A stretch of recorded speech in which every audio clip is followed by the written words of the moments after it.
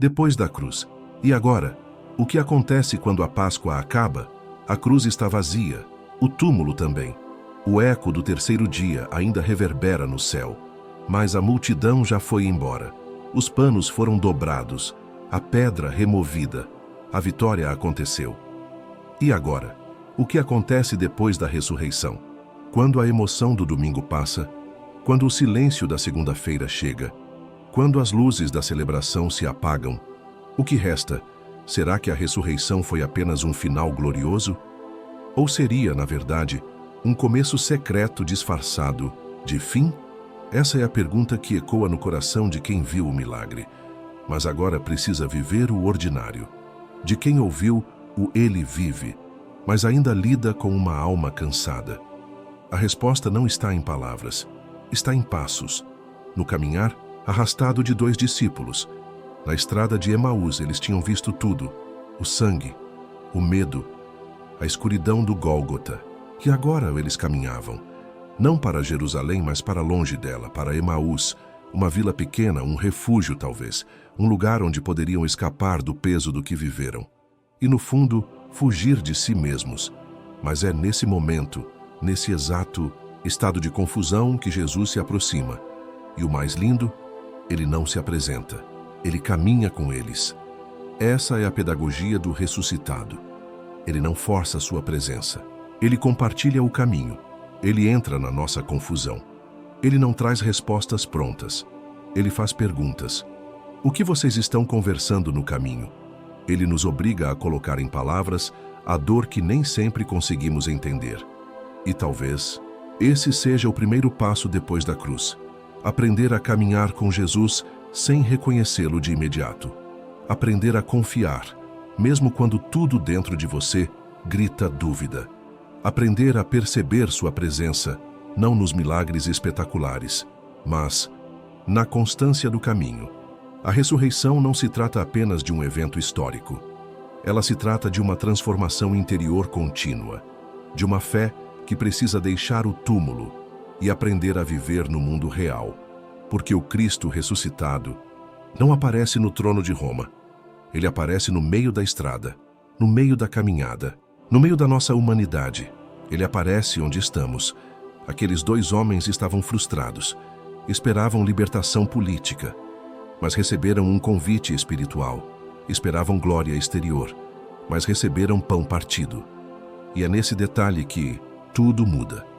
Ao partir o pão, seus olhos se abrem, porque a presença de Jesus se revela na intimidade, na simplicidade, na partilha, e quando o reconhecem, ele desaparece. Sim, porque ele não queria ser dependência visual. Ele queria ser memória viva, presença constante, alimento da alma. Eles se levantam, voltam correndo para Jerusalém, de noite, com pressa, com urgência. Não porque viram um milagre, mas porque viveram um reencontro. E é isso que nos resta depois da cruz. A ressurreição nos chama a reencontrar Jesus em cada passo, a ouvir a voz dele no partir do pão e no partir do coração, a reconhecer que não é sobre grandes emoções, mas sobre uma fé que caminha todos os dias mesmo quando não sente nada. Depois da cruz, a vida continua. As contas continuam, as feridas ainda doem, o mundo ainda é caótico. Mas nós não somos mais os mesmos. Fomos atravessados pela cruz, fomos renovados pelo sepulcro vazio, e agora somos chamados a caminhar com ele em direção à missão. Estrada de Emaús nos ensina que mesmo quando nos afastamos, ele nos acompanha. Mesmo quando não o reconhecemos, ele nos escuta. Mesmo quando estamos desistindo, ele nos revela o sentido, e talvez essa seja a maior prova da ressurreição.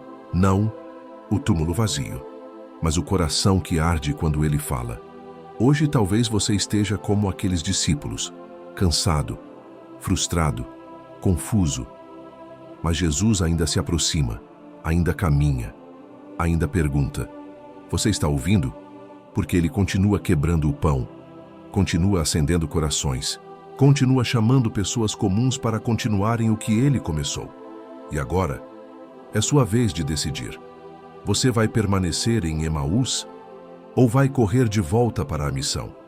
Se essa mensagem tocou você, escreva nos comentários: eu quero caminhar com o ressuscitado. E compartilhe com alguém que também precisa reconhecer Jesus no meio do caminho, porque o que vem depois da cruz é a jornada com aquele que venceu a morte e agora caminha com você. Salmo 119, 105, 112. A palavra como luz no caminho. Lâmpada para os meus pés é a tua palavra, e luz para os meus caminhos. Jurei e confirmei o juramento de guardar os teus retos juízos. Estou aflitíssimo. Vivifica-me, Senhor, segundo a tua palavra. Aceita, Senhor, a espontânea oferta dos meus lábios e ensina-me os teus juízos. Estou sempre em perigo de vida. Todavia não me esqueço da tua lei. Armam ciladas contra mim os ímpios. Contudo, não me desvio dos teus preceitos. Os teus testemunhos recebi por legado perpétuo, porque me constituem o gozo do coração. Inclino o coração a guardar os teus estatutos para sempre, até ao fim.